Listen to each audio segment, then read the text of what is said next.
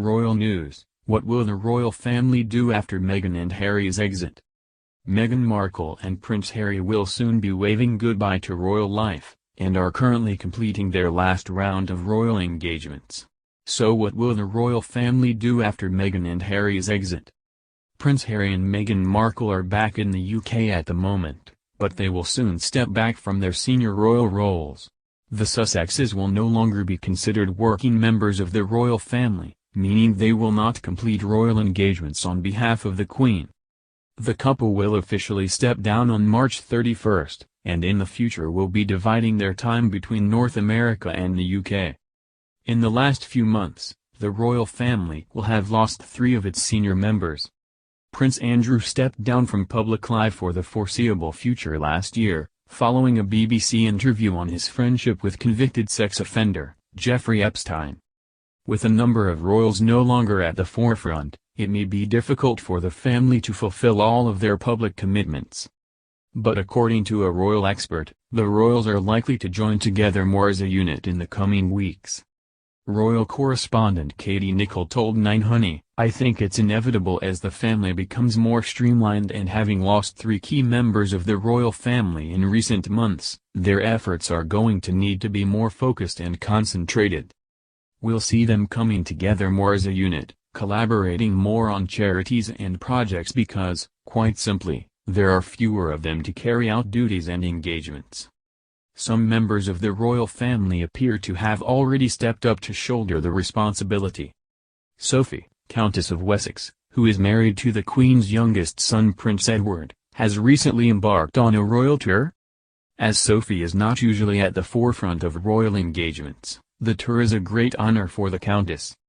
Sophie has visited South Sudan to promote the rights of women and girls during International Women's Week, at the request of the Foreign and Commonwealth Office.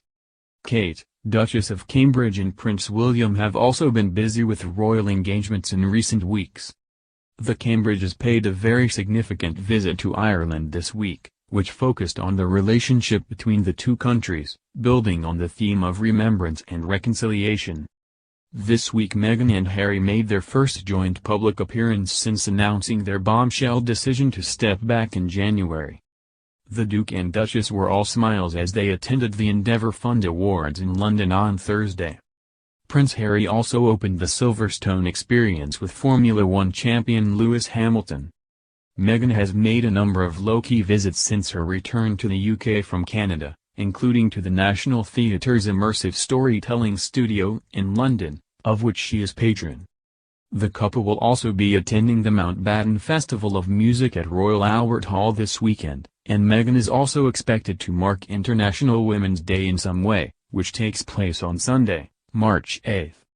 Along with other members of the royal family, the Sussexes will also be attending the annual Commonwealth service at Westminster Abbey on March 9. Queen Elizabeth II news: how this royal will be unlikely ally to Queen after Megxit.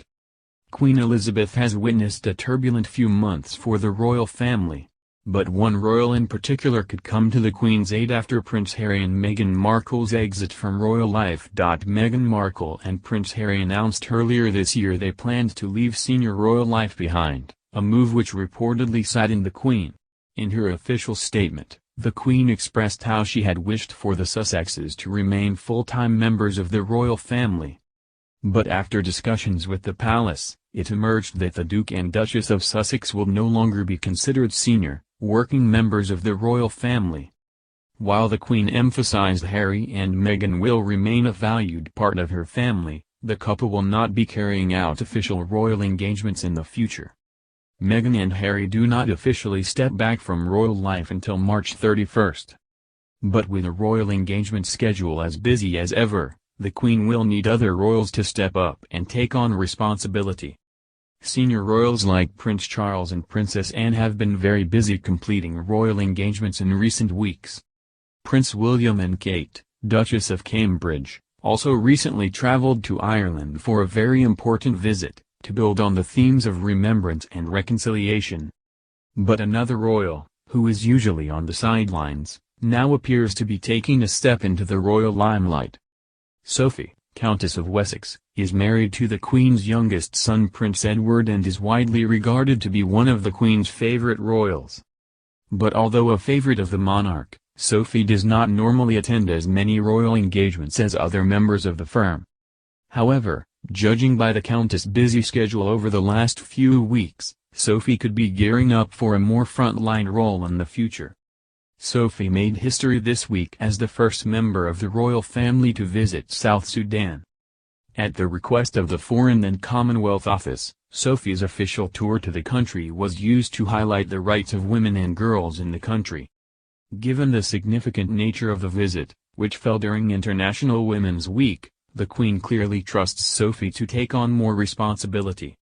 Royal experts are often of the opinion Sophie is a close confidant to the Queen. Royal expert and author Robert Jobson told The Telegraph, "She's very much the Queen's favorite, and you'll notice that whenever there is a family holiday or gathering, Sophie and Edward often stay a while longer than the rest." A former royal equerry also told The Sun the Queen finds Sophie's presence soothing.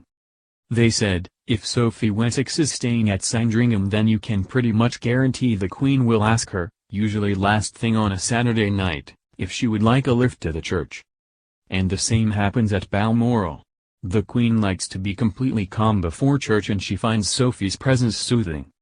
Who gets the back seat is also one of those quirky royal ways that signals who is in favor. For example, Princess Anne may be staying at the same time, but how often do you see her in the rolls?